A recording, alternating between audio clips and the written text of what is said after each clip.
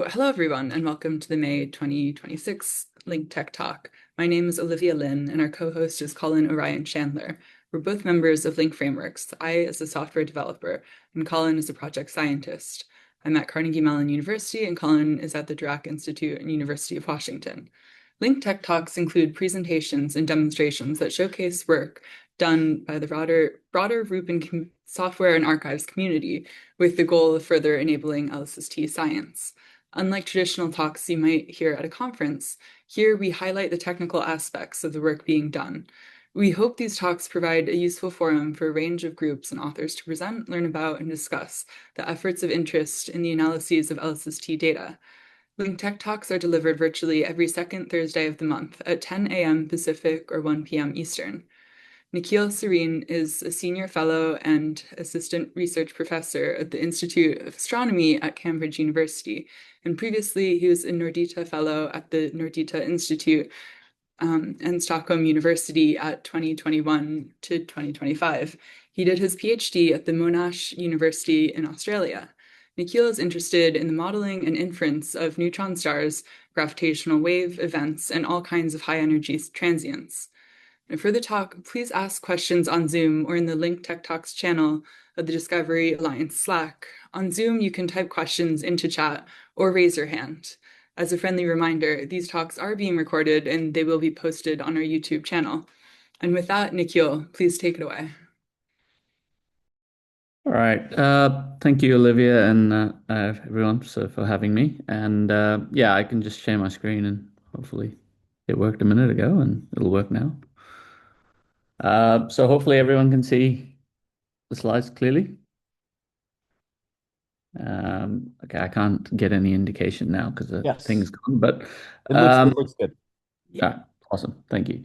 So yeah, thank you for the invitation, and I'll sort of talk about two sort of connected aspects, but it's going to be slightly split into one is about Redback, which is sort of the software package that we've been developing for a long time, and then the Redback light curve links framework, which was work done as part of the Link incubator, and that was recently finished. Well, I guess it's not that recent. Time flies, apparently. But so it'll be split in two, and there's potentially opportunities to ask questions in the middle if you also need, but that can be moderated by Olivia if she needs to.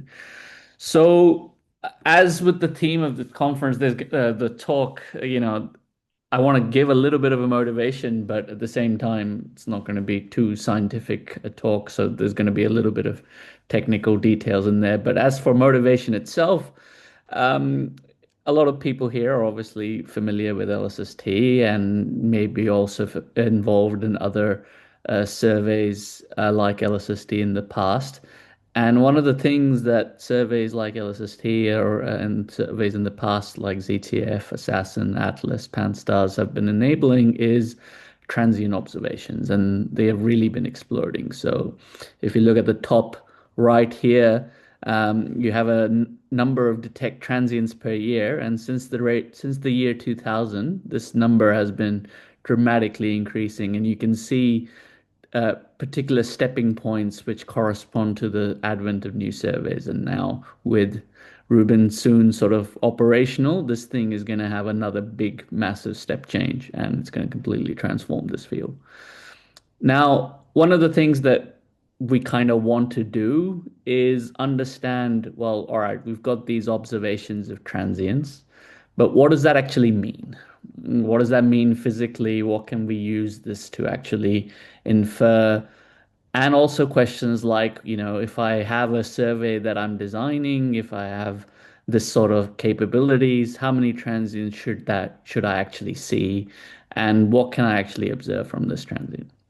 So on the bottom, on the right-hand side, is the plot essentially of the kind of thing I'm talking about, where, for example, you had a survey that generated data like this on the right, which is, all this little dots of in different wavelengths in optical, near UV and infrared. You want to kind of understand, okay, what does that actually mean? What transient is it, firstly? And also, astrophysically, why is this interesting? Why did I spend however many millions of dollars I spent uh, to actually observe this thing or build the instrument that could observe this. And this can sort of be split up into sort of two ways to answer this question, but I like to think of it as in the language of inference or Bayesian inference in particular. So the really, the question I try to answer, and I think a lot of people are also interested in asking, is like explicitly, what is the data telling us about this particular event that we've observed? So on the right-hand side is a plot again of a magnitude and time since explosion. And these are simulated observations, and simulations is going to play a key role in this talk. In of what type of transient you see in LSST for a particular class of transients called type 2 supernovae.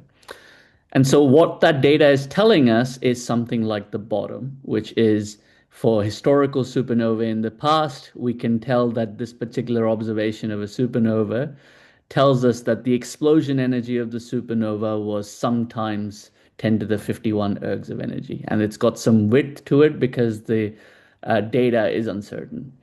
It also tells us that this explosion produced this fraction of nickel, which is interesting because, for example, if you're interested in knowing where the gold ring, where the gold in your gold rings is coming from, you want to try and understand, well, it's produced in these sort of explosions, how much is produced in one such explosion.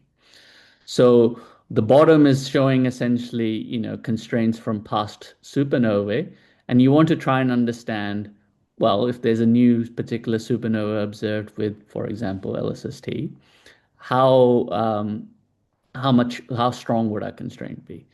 At the same time, you want to understand things like how robust is that claim actually. So if I actually tell you that this supernova made 10 to the 6 solar masses of nickel, I'm just making that number up. That's almost certainly not real. How robust is that claim? Should I believe it? Should you go off and write your grants or your science saying, this person has said it's made 10 to the 6 solar masses of nickel. Is that actually right? And at the same time, also understand things like what are we sensitive degenerate to? How important is how you design the survey, or how important is the way the model actually projects into what the observable quantity is, which in this particular case is magnitude. And the way you want to do this is ideally a sort of a continuum of models as well as a continuum of sort of frameworks that you might apply to the problem. And I'll elaborate that on in a second. Basically, you want to try simple models that work and that are fairly flexible, that might be able to capture differences in data, all the way to sort of complex models that are sort of built with as least amount of assumptions as possible and are sort of end to end, and see exactly where does the end to end kind of thing breaks down. And so you can then build into more and more detailed physics and ask really, really fundamental questions. So the way we do this is something called, for example, Bayesian inference. So on the right-hand side is something called Bayes' theorem, which is essentially a statement about conditional probability. So on the left-hand side, you've got something called the posterior, which is equal to the likelihood times the prior divided by some quantity. Now, what is the posterior? That is the thing that we usually want in this particular kind of studies, which is, for example, given my observations of some supernova or some transient or whatever, what is, for example, my constraint on the Hubble constant, on the expansion of the universe? What the prior is my belief on what that Hubble constant, for example, should be a priori. Without ever seeing any data, what should I believe about the value of the Hubble constant? You can think of this almost like your prior belief. So, for example, your prior belief that the gravitational constant is 6.67 times 10 to the negative 11. And you have a pretty strong prior belief on that. So you might say your prior on that is a Gaussian with a very, very, very narrow sigma, or it's basically a Dirac delta function. If I instead asked you, what is your prior belief that it's going to rain in Cambridge tomorrow? you might say it's probably 50% likely and 50% not likely, although it's the UK, so it's actually 100% likely. So one of the things you might do is you write down your prior beliefs on the prior, and you write that down mathematically. The likelihood is essentially a mathematical description of how you believe the data is generated. So, for example, if you're looking at something and you're counting the number of photons that are arriving from the source, photon counts are a Poisson statistic. And so your likelihood in this particular case is a Poisson likelihood. And essentially, it's a basic general statement of given the data, how do you go from how do you go from your model to all the way to the data? So how was your data actually generated? And then this bottom term, the evidence, is something that we usually don't care about. So I'm not even going to bother. So basically, the posterior is the quantity you want. And to get to it, you need to understand essentially how your data was generated. And one of the best ways to do that is to be able to simulate that data from your model, for example, and your a priori assumptions about what the model's parameters, what distributions they have. So a little bit more technical details. So the way we do this is obviously you take these Bayesian inference codes that have existed for a very long time, or you try to calculate the posterior by multiplying the likelihood times the prior. And so you can think about this, that the way to get a posterior, this quantity that you really want, that's telling you what the distribution of these parameters are, is proportional to a few different terms. One is how expensive your model is to calculate, essentially how expensive it is to turn your crank on your supernova model and make a light curve, a magnitude time series, multiplied by how expensive it is to go from that model space likelihood, model space sort of magnitude time series, let's say, for example, to what the data actually looks like, which is a series of essentially errors, right? In magnitude space, and if you're looking at a survey in different filters, it looks like, different dots, essentially, you can think about it, times something which is like effectively an efficiency term of how effectively you can sample this space of your prior.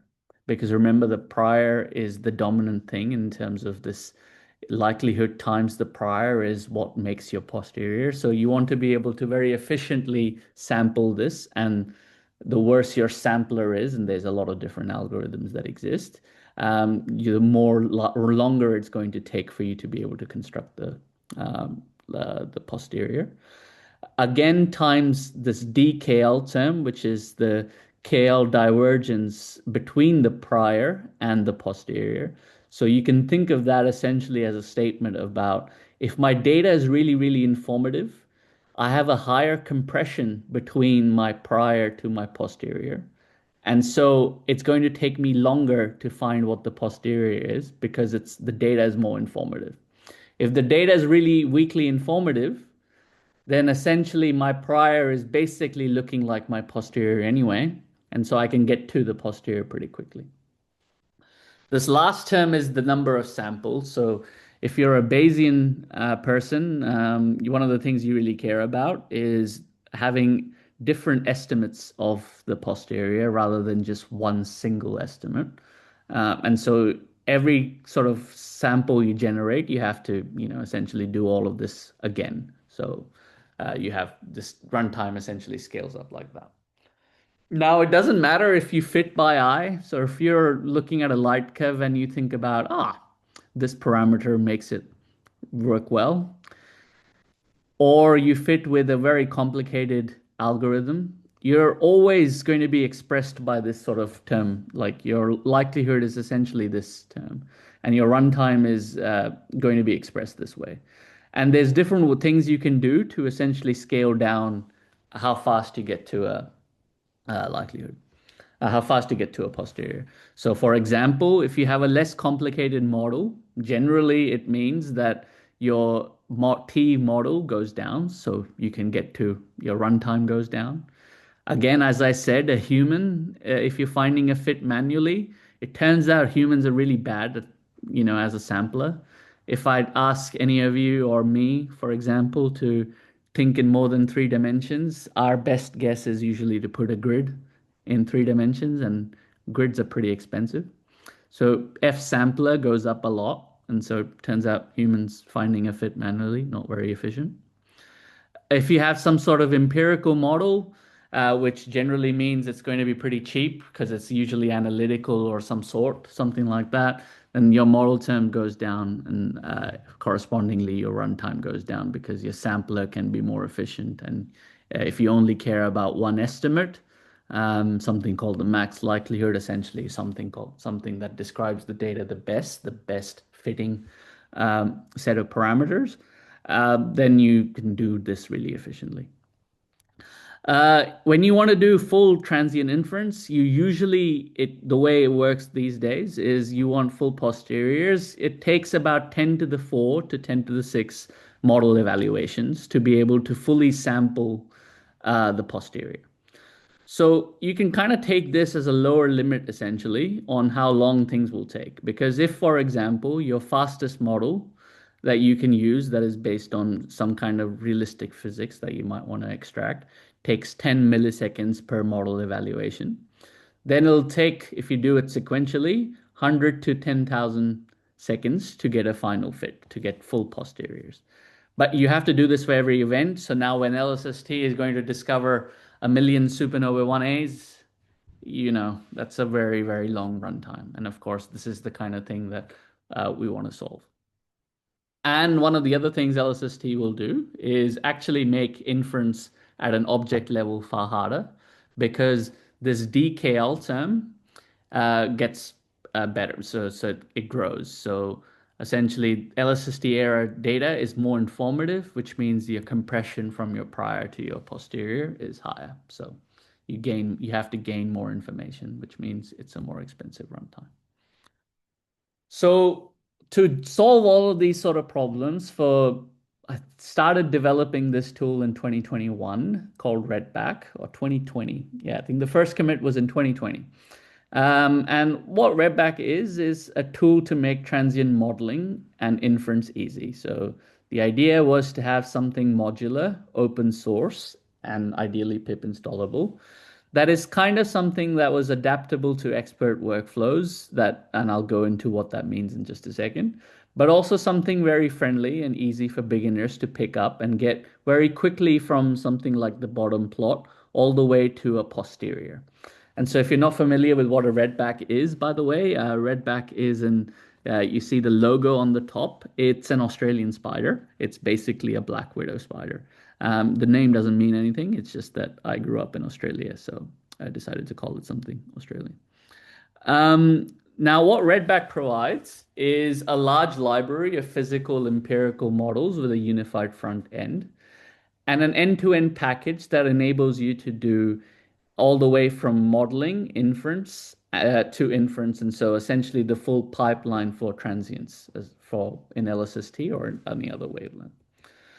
And it's modular, so it links up different things together and they come together to form different workflows. So for example, you might want to be able to access data from, for example, LSST really easily.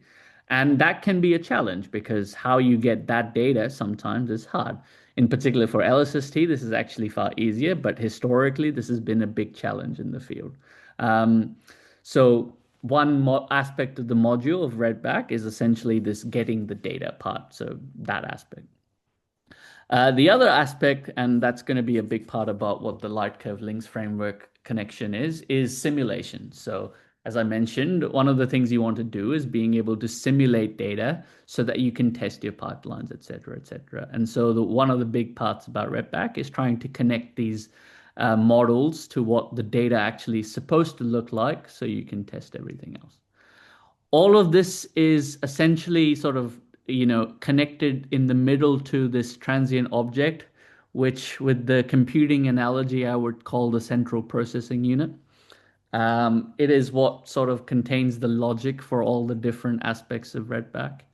And those are things like, for example, the things that connect the likelihood and the prior, what I was mentioning before, plus the sampler, which is the algorithm that's going to try and generate your posterior.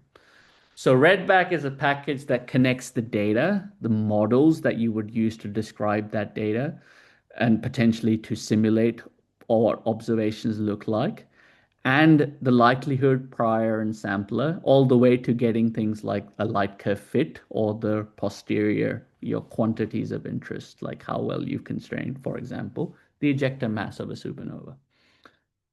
So all of these tools, all of these sort of modules come together to make three different workflows essentially. So you have the ability to, for example, get the data from a different catalog from an open source, or load your private data that you have into what I call the CPU, this transient object.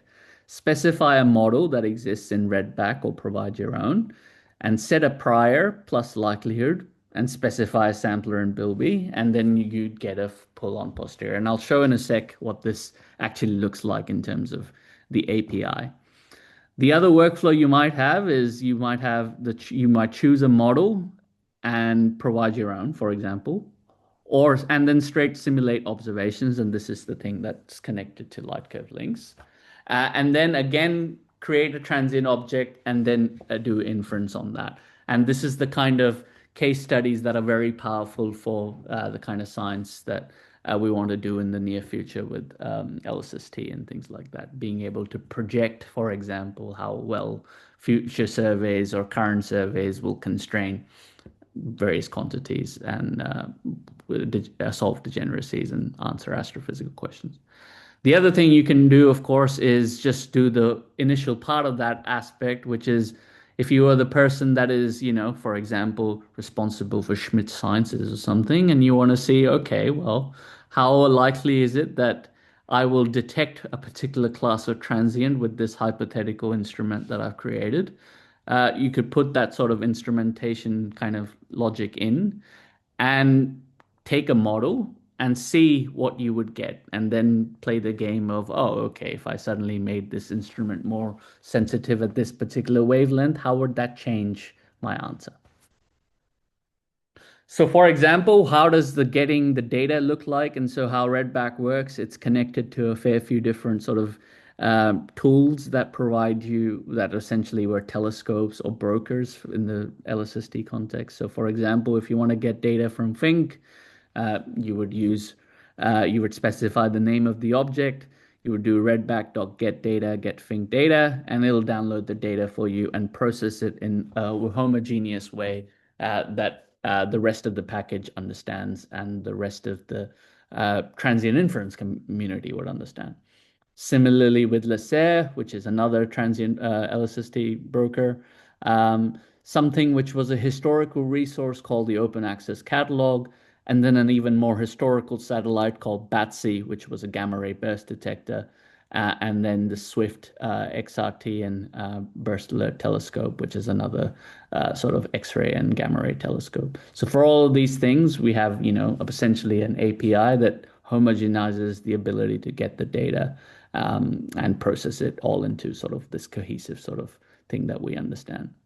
And we are beginning to sort of add Otter, which is hopefully the thing that will replace the open access catalog, because the open access catalog has been dead for a very long time. It just works through this API still somehow miraculously.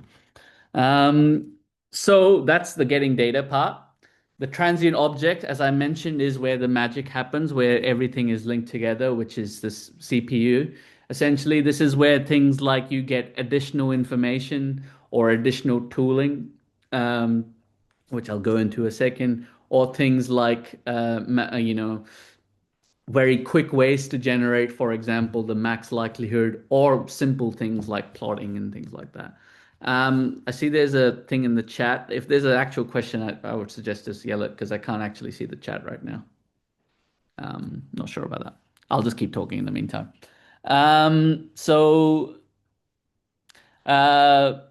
What you're seeing here, the way the Redback transient objects works is there's two generic classes for unknown arbitrary transients of any kind. So when you just don't know what type of transient it is, whether it's a supernova, kilonova, or whatever, you might use something like that, and you would just, populate your data in different types. So the way Redback works, it can handle data of any kind, such as, for example, spectrum or magnitude or flux or flux densities or photon counts.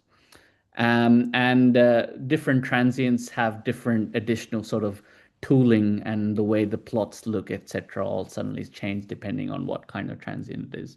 Um, Apart from that, essentially all the transient logic is sort of interchangeable at a technical level. And so it doesn't really matter if you have a supernova, but you loaded it as a TDE, because apart from changing slightly what the file structure would look like, it's not going to make ultimately that much of a difference to how everything is processed. But, that was an interesting technical decision that we had to make early on. So, for example, one of the things that might change is how you would plot the data. So, when you have gamma ray burst afterglow data, typically that is at X-ray and radio and optical wavelengths. And whereas if you have a supernova, a thermal transient, you almost certainly will never have it at a radio and X-ray wavelengths. So thermal transients don't make such emission. And so the way if you loaded up a redback transient object and it was a supernova, but you called it an afterglow, is going to slightly change about how the way the plots look rather than anything else. So, but once you have the transient object date loaded up, you can easily quite do something like transient.plot data, which will essentially show a plot like that on the left, something like transient.plot multiband, and it'll show a plot like the one on the right. And things like we use something called a dependency injection pattern here. So if you don't like the look of plots, you can easily pass in functions or keyword arguments that'll change the look of the plots and essentially get passed down all the way to ultimately matplotlib to change how the plots look entirely. Similarly, ultimately the figure and axes are returned. So if you're the kind of person that just wants to mess with it after the fact, that you can. And a dependency injection pattern was sort of a key early decision we also made for Redback as well. Similarly, the transient class enables you to, for example, look at what spectra looks like. So as I mentioned, or photon counts and counts per keV. So again, this is the different kind of types of data that we want to look at, and Redback is kind of having to deal with all these different data types. So one of the sort of aspects that the transient object does is really set this up so that all of the different modules can understand what we're actually looking at, and treat them accordingly in the rest of the package, such as, for example, for plotting or in the likelihood. Or things like, for example, fitting a Gaussian process. So for example, when you observe a transient, which is a magnitude and time since some arbitrary date, we only observe, a few bands, and sometimes we actually want a continuous representation. And one of the strategies people use is to use a Gaussian process to form that continuous representation. And so once you have the transient object loaded up very quickly, you can do fit GP and it'll instantly just produce a plot like the one on the left and tell you what the GP actually looks like and give you a GP representation of the data. I see that there's another message, and I'm not sure if that one's relevant as well. I would suggest that they are about the archive that you mentioned earlier and just providing links to things. Oh, okay. Sorry. Thank you. Yeah, no worries. Yeah, so I can't seem to see the chat, and it's just blocking the entire screen for me, so I'll fix that later. And then on the one on the right is another thing that we want to do very quickly to get an understanding of the transient is estimate if it was a black body, how is the temperature and radius evolving? And so again, very quickly, once you have the transient loaded up and say it is a thermal transient, you've loaded it up as a supernova or kilonova or whatever, then you can do get black body temperature and radius and make a plot like the one on the right-hand side, showing you essentially what the constraint on the temperature and radiuses, and then again plot a GP through it, a Gaussian process curve through it, so it gives you a continuous representation of that. And this is very valuable to designing follow-up observations as well as trying to get an understanding of a transient without relying immediately on inference with a very expensive, complicated function, which again relies at least at somewhat for you to know what kind of transient it might be before you go off and specify a model for it. Again, one of the other things you might want to do is, all right, well, you've observed a transient. What is likely the bolometric luminosity of the transient? So again, you can do that very easily. Or something that's not so much relevant for LSST in the direct sense, but when we often observe spectra with any kind of transient, you want to be able to quickly match it to a class. And so once you have a spectrum object loaded up, you can very quickly do classify spectrum and get a match to what that kind of transient is. So in this particular case, the observed spectrum is in black, and it immediately sort of very quickly can tell you, wow, that's a 1A. Congratulations, you found the most likely transient, high energy transient there is. So with that in mind, the actual sort of meat of the package, I would say, so the entire package is about 17,000 lines of code, I would say. Probably 11,000 of it, or maybe 9,000 of it, some number like that, a significantly high proportion of it is our models.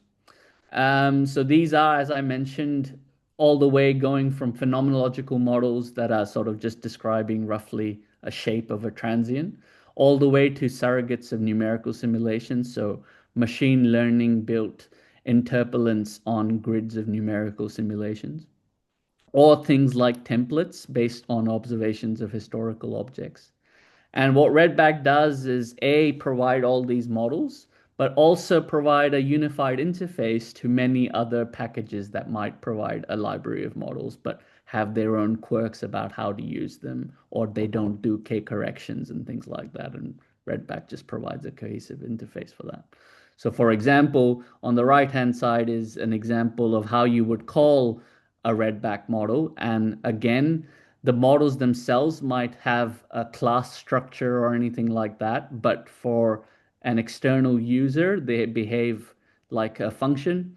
And by a function, I mean like how you would call numpy.linspace or something like that. So for example, if you want to plot what the bolometric luminosity of the RNet model for supernovae looks like, you would say, you would write down the array of time that you wanted to evaluate the model on, some parameters that describe what that model, that describe the parameters of the model, and you would get essentially the full light curve of the model.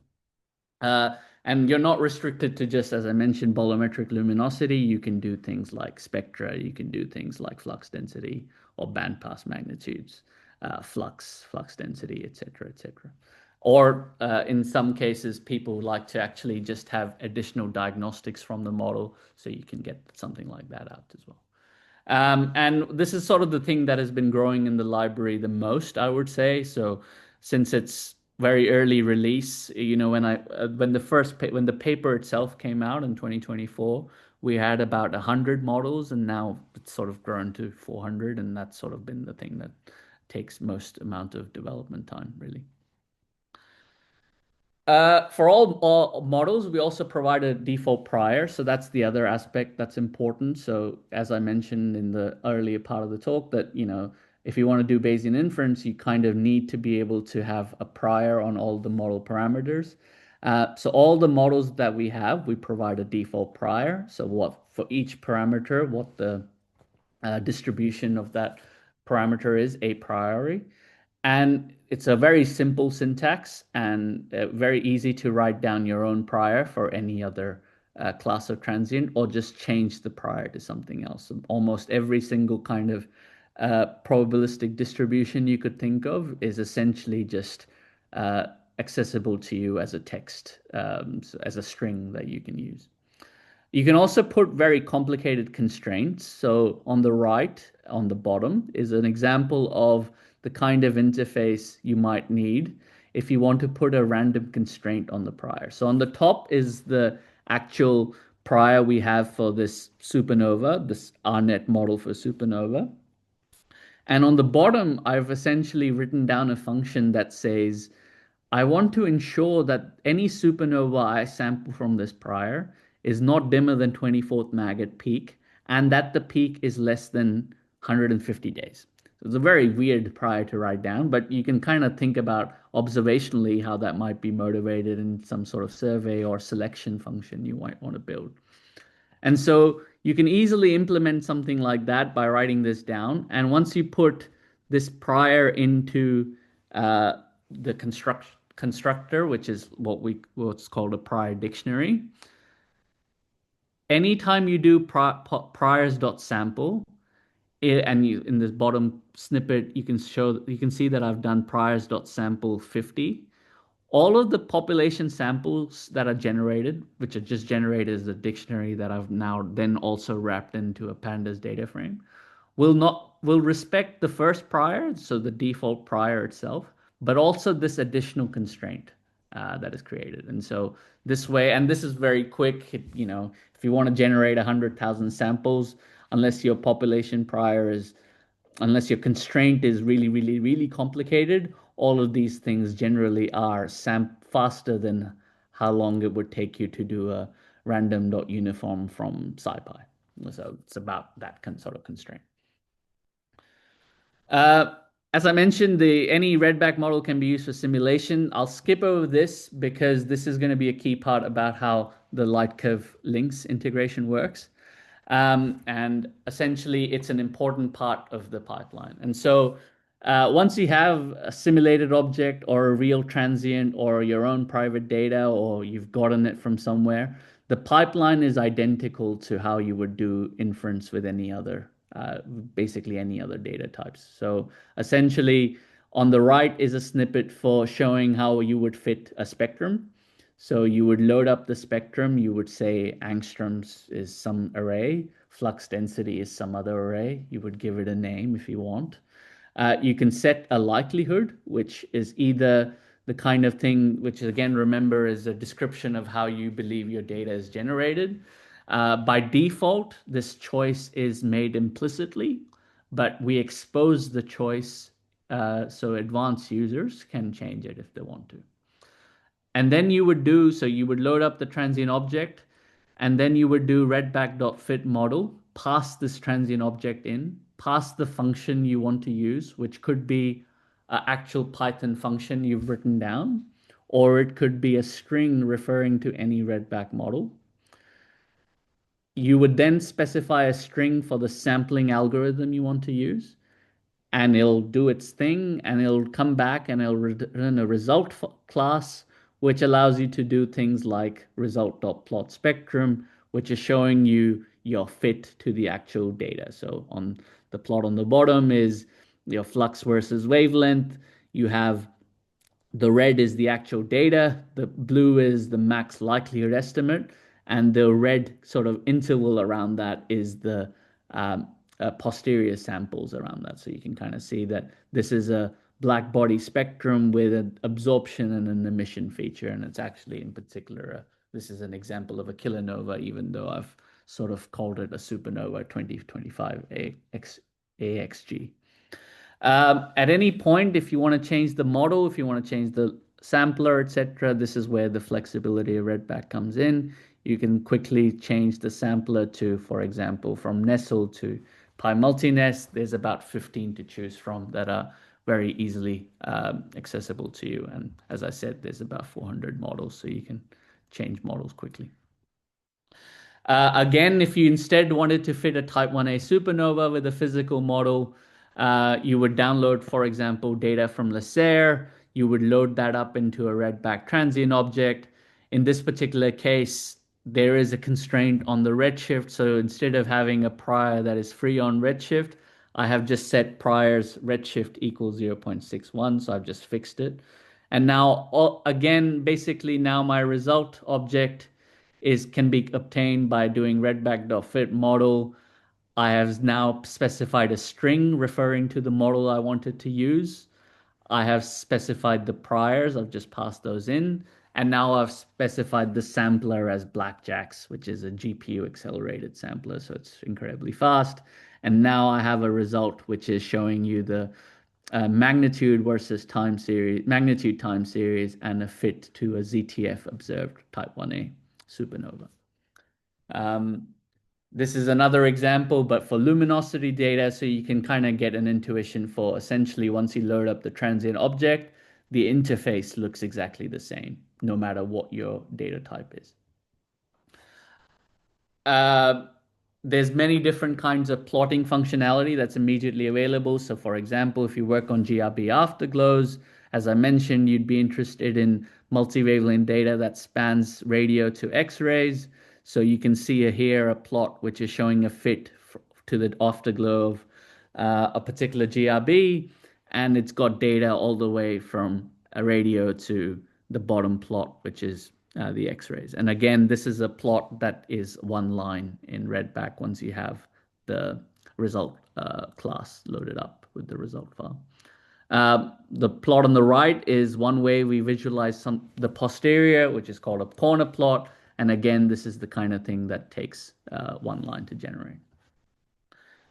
Some other use cases are essentially, you can do things like jointly modeling the photometry and the spectrum. And this is a very powerful use case that is emerging in recent years because of how often we are actually getting multiple types of data and multiple epochs of data, multiple epochs of spectra.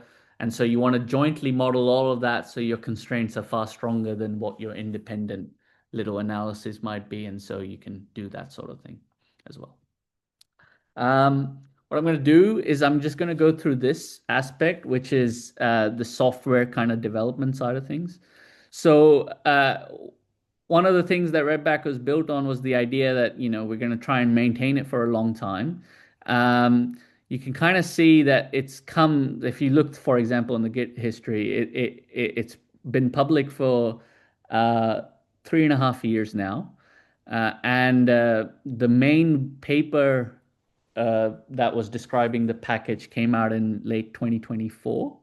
And since then, so it's already been sort of 2 years since its first sort of big release, essentially.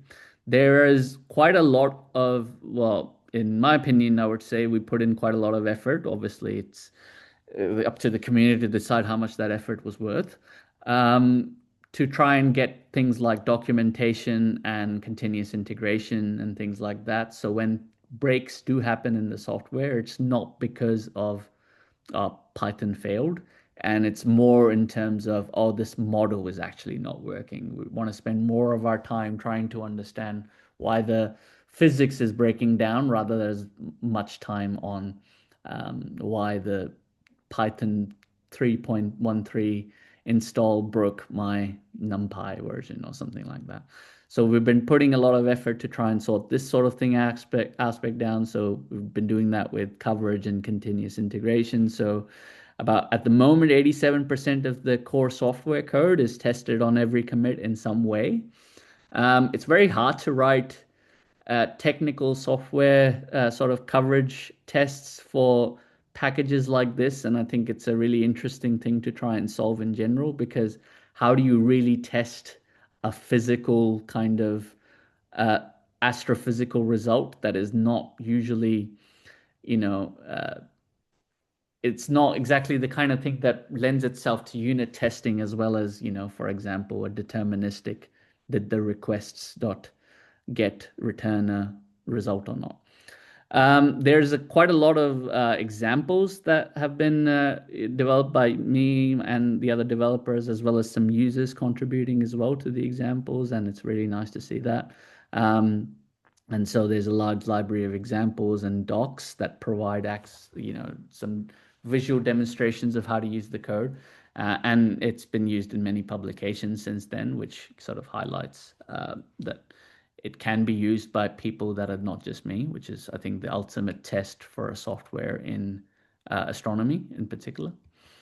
And so one of the things that's happening is that, it's a very sort of big community effort as well. And so, it requires constant sort of communication with the community and occasional dev user calls or continuous integration of new features or responding to issues and pull requests.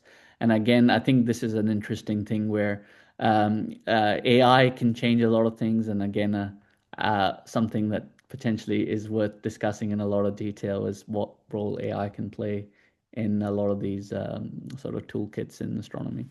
As well as keeping the community in general is things like, community workshops. And so, for example, we're going to be organizing a conference in July for this, just to keep the community engaged, etc. So that's sort of the one aspect. And I do want to talk about the Redback light curve links framework. Don't stress about the time because this is going to be summarized in essentially one slide in a really fun way. So I think I've stressed this all throughout, that there's a strong need for simulations because it can validate whether our models actually work. It can validate how modeling assumptions change observables. It can validate the full pipeline and tell us, for example, is the instrument worth building? Is the model worth people using it? And what calibration is required to be able to extract robust science? And so the way this was done was essentially, and this slide summarizes 13 weeks of incubator in a fun way. So I'm sure every one of you is familiar with this main image, which is the graph of how light curve links works. And I've just annotated exactly where the incubator part came in. It was about integrating Redback into light curve links and essentially getting them to talk to each other. So, that's my crude integration pipeline of Redback and light curve links, essentially forming a physical library of models that can be plugged into light curve links to generate simulation data. And there's an example of that. And the important thing is that once you generate the simulation data, you load that back up into the Redback transient object, and you can do seamless simulations, etc. And one of the fun things that I was asked by Olivia to talk about was what is the biggest challenge? And so we spent 13 weeks, I would say, on this. And I think we flowed through this really, really nicely, and it worked like an absolute treat. One of the other things we also did was just scale down T runtime by making clever optimizations to the models. Because as I stressed, you're calling the model many, many, many times. And so even if you get a little factor of 2 improvement in how fast the model is, that adds up quite a lot. And then there's things like GPU optimizations, etc. So you can buy yourself a lot of runtime by doing clever things there. So that's the 2 things we did, and they were all very, very seamless. And so when Olivia asked me that I should also talk about the biggest challenge was actually units. And I think with that, I want to conclude and answer any questions. Thank you so much. Thank you, Nikhil. I too hate units, though they're very necessary. We do have some time for some questions, and as a reminder, feel free to ask questions by raising your hand here on Zoom, just like I see Jeremy doing, or you can ask in the Zoom chat or post on the channel. Take it away, Jeremy. Thank you. That was a great talk. One of the things I want to second from what you said is one of the things that makes Redback so powerful is the breadth of models that you capture and kind of the extensibility of it.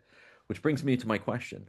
Are there models you want the community to contribute, like things that you don't currently have that you think would be great if someone were to put in Redback? Yeah, that's a great question. Certainly, I would say that there are a lot of models categories that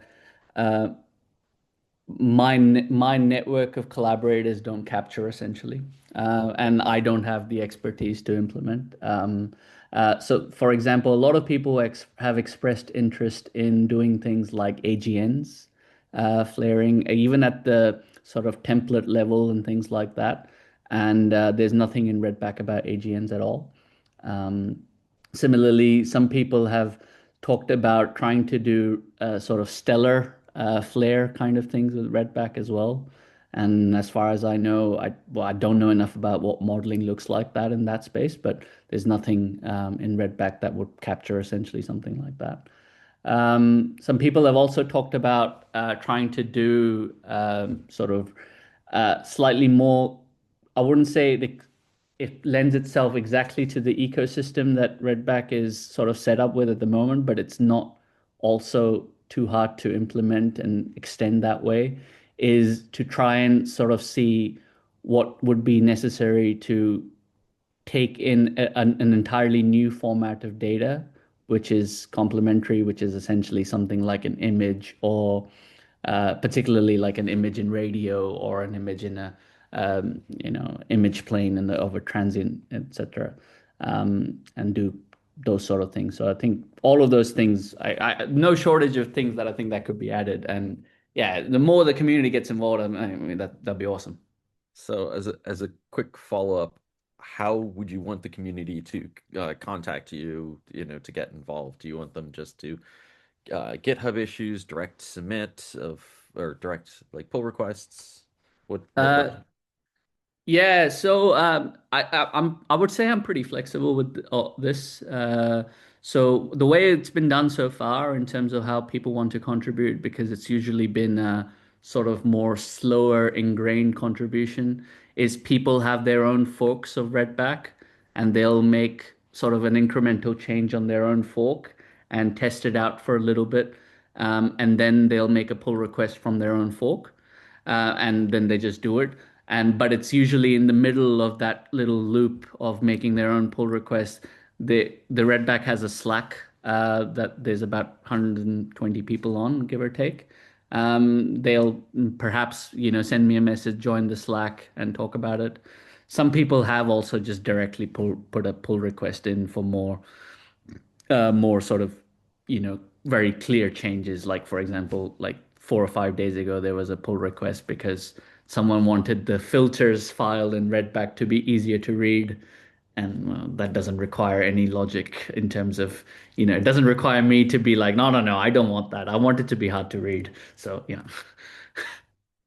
yeah, I would say I'm happy any particular way people want to work in this space.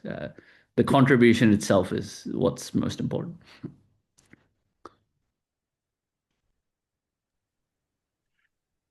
You mentioned a little bit about testing astrophysical results being like not like a normal unit test.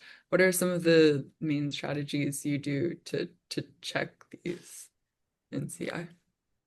Yeah, I've struggled with this to be completely honest. I have the way I would say I've tried to do this is that the examples are basically somewhat of a very ugly unit test.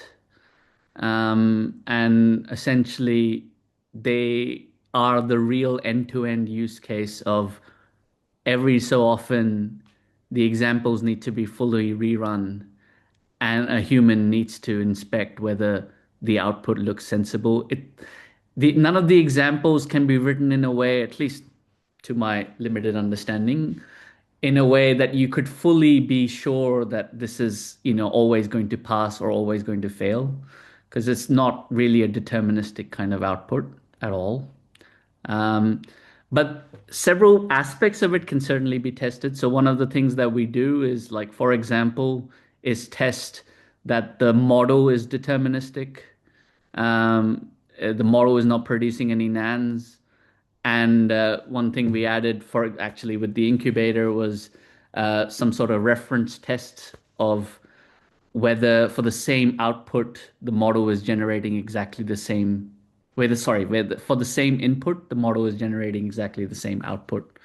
And that's the kind of thing that can be very easily deterministic, but the full pipeline of going from fake data to inference is quite stochastic, so it's kind of hard.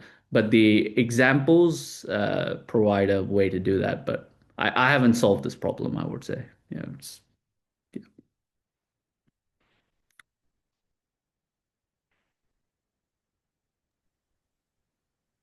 All right, well, Thanks again so much to Nikhil for the fantastic talk, and thanks to everyone for attending the Link Tech Talk series today. In our next Tech Talk, which is scheduled for June 11th, we'll be hearing about Easy Tau X from Weixiang Yu. In the interim, please join the LSST DA Link Tech Talk Slack channel and the link at list.lsst.org mailing list for more information and future announcements. There's more information on our LSST Discovery Alliance website. And Link Frameworks is also holding office hours every Thursday during this time slot, except on the weeks where we have the Tech Talk. If you have an idea for a Tech Talk, we'd love to hear from you. Feel free to reach out or use the Slack or the email. And with the speaker's permission, today's Tech Talks will be available on our YouTube channel within the next few days. Have a great rest of your day or night. Thanks, everyone. Thank you.